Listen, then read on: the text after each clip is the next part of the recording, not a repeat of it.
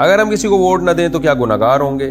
اگر آپ سمجھتے ہیں کہ میرے ووٹ نہ دینے سے نقصان ہوگا اور کوئی نااہل آدمی جیت سکتا ہے تو پھر گناہگار ہوں گے، ادروائز گناہگار نہیں ہوں گے. لیکن اس بحث میں پڑے بغیر کہ گناہگار ہوں گے کہ نہیں ہوں گے، ووٹ بہرحال دینا چاہیے جس کو آپ بہتر سمجھتے ہیں. لوگ کہتے ہیں کہ ہم بائیکاٹ کر رہے ہیں. بائیکاٹ کر کے آپ کو کیا ملے گا بھائی؟ کیونکہ آپ جب ووٹ نہیں دیتے تو مخالف کا ایک ووٹ اوپر چلا جاتا ہے، تو جو نااہل ہے اس کا ایک ووٹ اوپر چلا جاتا ہے. جس کو آپ اہل سمجھتے ہیں اس کو ووٹ دینا چاہیے. اچھا بھائی، اگر ایک سے زیادہ شادی کرنے کا حکم قرآن میں ہے تو پھر تو وہ فرض ہوا. قرآن میں کچھ حکم فرض کے طور پہ نہیں ہے، استحباب کے طور پر ہے. قرآن میں کھانے پینے کا بھی تو حکم ہے نا، کلو واشربو. تو کیا کھانا فرض ہو گیا؟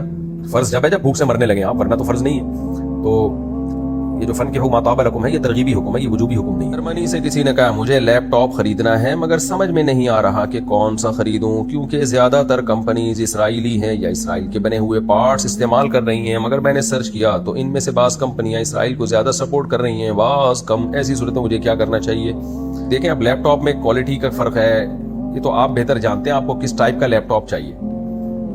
باقی اسرائیل کی کچھ پروڈکٹ تو ایسی ہیں جو پوری دنیا میں مسلمانوں نے اس کا بائیکاٹ کا وہ ایک مہم چلائی ہوئی ہے، لیکن ہر پروڈکٹ کی میرا خیال ہے مہم نہیں چلائی ہے، کیونکہ ایسے تو بہت ساری چیزیں اسرائیل کی ایسی ہیں جن کا آلٹرنیٹ ہی نہیں ہے. تو اگر آپ، بہتر تو یہی ہے کہ کوئی ایسی کمپنی ہو جو اسلام دشمن نہ ہو تو پروڈکٹ اسی کی خریدنی چاہیے. لیکن اگر آپ سمجھتے ہو کہ بھائی مجھے کوالٹی نہیں مل رہی، میرے کاموں میں حرج ہوگا، تو تجارت پھر شریعت میں ہر ایک سے جائز ہے. تجارت کی، اسلام دشمنوں سے بھی تجارت جائز ہے، اس کی ممانعت کی ہمارے پاس کوئی دلیل نہیں ہے. اخلاقی طور پہ کوئی بائیکاٹ کرنا چاہے تو سبحان اللہ. کھانے کے دوران انگلیاں چاٹنے کا کیا حکم ہے، خصوصاً ایسے وقت جبکہ ایک پلیٹ میں زیادہ افراد کھا رہے ہوں اور کسی کو انگلیاں چاٹنے سے کراہت ہو رہی ہو؟ دیکھیں، انگلی چاٹنا حدیث سے ثابت ہے، سنت عمل ہے. لیکن کھانے کے بعد بعض لوگ کیا کرتے ہیں، ایک پلیٹ میں 3 آدمی بیٹھے ہوئے چاول کھا رہے ہیں، تو وہ تینوں، ایک آدمی کھا رہا ہے اور چاٹ چاٹ کے پھر اپنی انگلیاں واپس ڈال رہا ہے اس میں. سامنے والے کو اس کے ایک تو چاٹنے کی آواز سے تکلیف ہوتی ہے، اس کا تھوک نظر آ رہا ہوتا ہے، پھر وہی انگلیاں اس میں ڈال رہا ہوتا ہے. تو یہ آداب کے خلاف ہے، تو ایک بری حرکت ہے. اس لیے علماء نے جہاں بھی یہ مسئلہ کتابوں میں لکھا ہے کہ انگلیاں چاٹنا سنت ہے، تو یہ لکھا ہے آخر میں، اینڈ میں.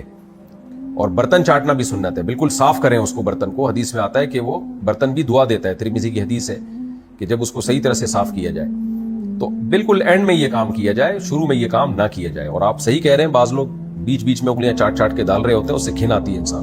جب کھانا ختم ہو گیا بالکل اینڈ، اب لاق الاصابع، انگلیوں کو چاٹا جائے تاکہ ہاتھ بالکل صاف ہو جائیں اور کھانا ضائع نہ ہو.